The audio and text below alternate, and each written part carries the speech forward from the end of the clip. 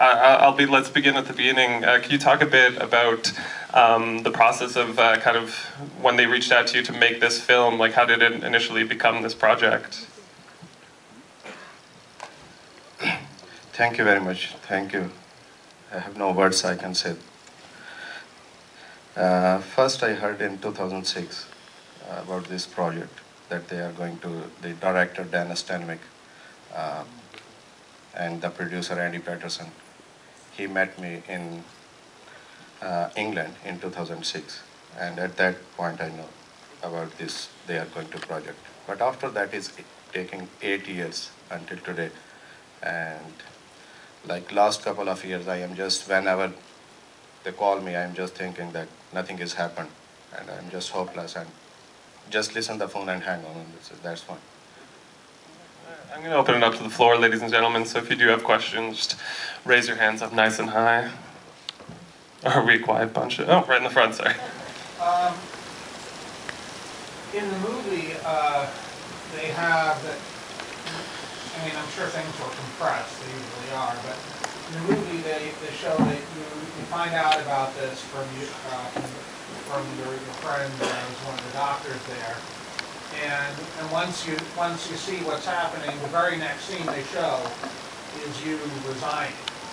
Now I'm wondering, was there maybe things that they didn't show in the film about you going to other people in the company and confronting them about this, trying to let people know about this in the company, or was it as they showed in the movie where you just resigned right away?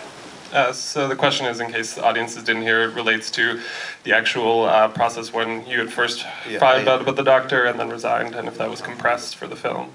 The scene that when I saw the babies die in front of my eyes, that is on, I still remember, that is March 1997, in the month of second week of March. And I resigned on 30th April 1997, within 1 month and few days. At that time, I am expecting my second child. And a lot of things like in my mind, my son is breastfed for 1.5 years. And if I am, my home and my wife, she is breastfed to my son.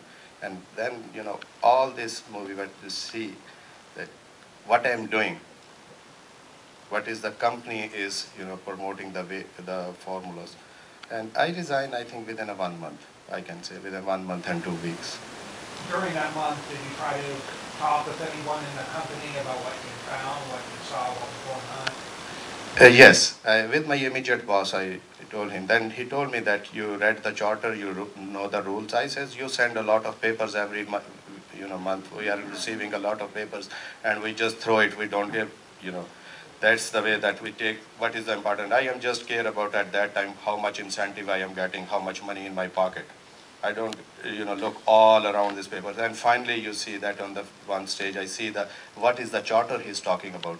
And that they sent the charter of in 2007. In 1997. After 2 years of my job, already I done that 2 years, and then I received the charter after 2 years, and then I found. We'll just jump to the back. Yeah, just right there. Yep. I assume that this practice is still going on. It didn't say otherwise. I'm wondering if any of these companies had a reaction to this movie, which was years later than bidding it earlier. Yeah, do you know if there's has been any reactions by certain companies to a film like this? Still, I have no idea right until now. I have no news.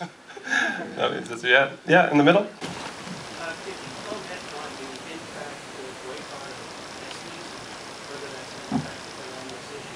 So you comment on the boycott on Nestle and if it's been effective on the issue? Yes, first of all, before I answer this question, I would like to bring one person. Today, if I am standing here, if I am in Canada and I reunite with my family after 7 years, and that your question is directly, she is involved on that boycott, and I would like to call her on the stage, Dr. Micheline Baudry. She is a professor in Laval University. Please come.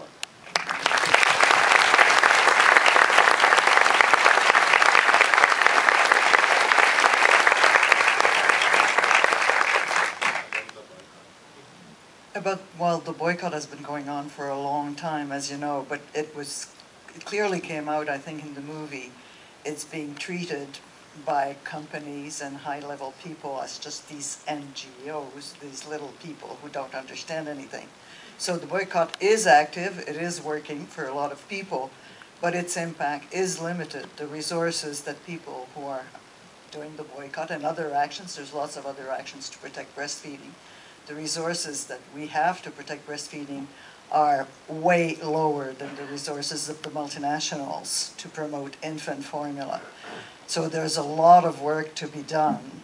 I mean, I think Aamir's actions, you do what you have to do, is a wonderful example for all of us as citizens. Every day there are things we could do, and very often when we close our eyes, we say, well, I can't do anything about it. But I think we need to decide if we're going to be part of the problem or part of the solution, and it's a wonderful example. I'm quite a witness to all the sacrifices that he has made since he has arrived here, as well as Shafkat and the family. So I'm very thankful that the movie is out. It's a wonderful signal, it's a wonderful message, and I hope it encourages everyone to do what you have to do.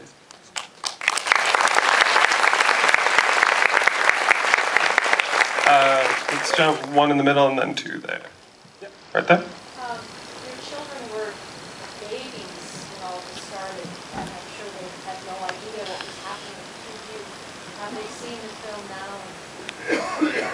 So yeah, the Yes, question we have two shows before, like one on the premiere show on Monday 8th, September 8th, and the second one on Wednesday. Both of them are here, and today they're also here too. They watched it. And now they feel the difference. Because when I met after 7 years, and 2 weeks, they're not asking me even dad. They're not asking me anything. Anything they need, they talk to her. And then I look like stranger in the home, and they're looking at me, something like that, what I'm doing. And then after 2 weeks, I decided, okay, I am not giving you anything until you directly talk to me. And this is the result, and that 7-year gap still stands. I feel it, and I feel in a lot of things with that 7 years, the difference we have. Like my son right now, he's 19 years old. My daughter, she is 17, and that still, on most of the time I feel it. And that is, even my parents are passed away within 3 months of gap in 2003. I still feel it, that they are still here. They're not, because I can see that on the funeral, I am unable to attend the funeral.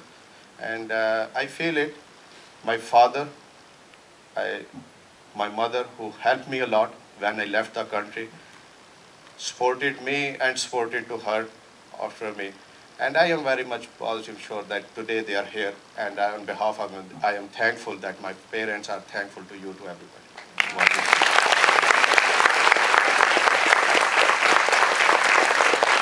I was just, right there.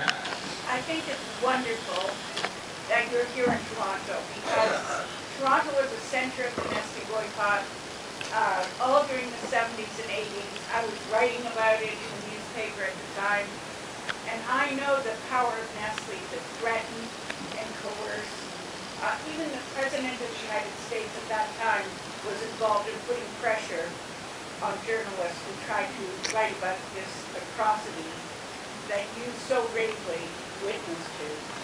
So I'm grateful to you, because I thought the boycott was long dead, but I think this film will revive it, and in the new spirit of resistance to multinational crimes, you may have sparked a wonderful new phase. So my thanks to you. Thank you. So we probably got time for a couple more. I'll go one in there and then two there. So yeah, just Schindler. How did you go from Germany to Toronto? And if you were arrested by the World Health Organization, how come they didn't help you get your family out? I was stunned when I didn't figure you'd ever be able to go back to Pakistan in that sea. I don't understand why they didn't allow you to take your whole family. And I think you're amazing. Thank you. This is another long story. On the first stage, you see the movie that the scene when I'm talking to my father and mother, and we are thinking that what we are doing in 1997 in a small family and doing all this legal notice and fighting with company. And they says, okay, in 1 or 2 months you are coming back, and this is going huge and all.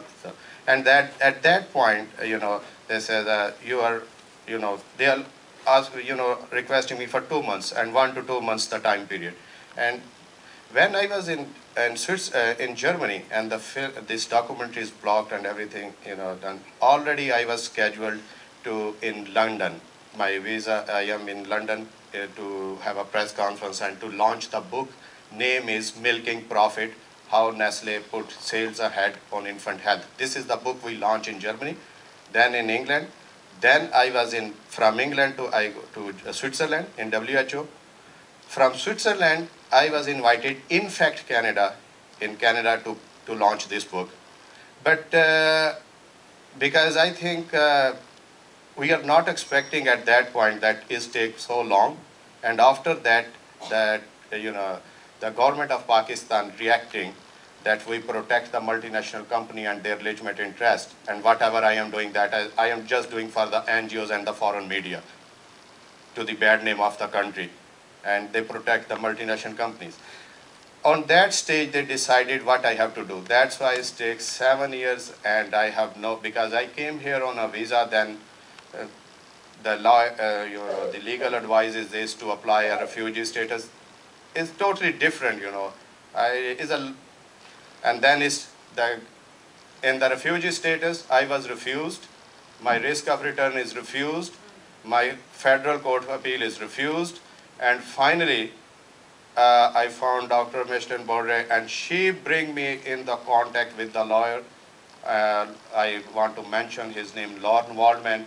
He took my case as a pro bono, and she talked to her because I am scared because I have not enough money to pay him, but he took my case as a pro bono. And then all this time period takes 7 years, and I am away. And to get a visa from Pakistan is very difficult. Until today, I would like to mention that I request in Pakistan, the Canadian High Commission in Pakistan, that this is a historic moment for me and my family's sacrifice. I would like to bring them my brother and my sister.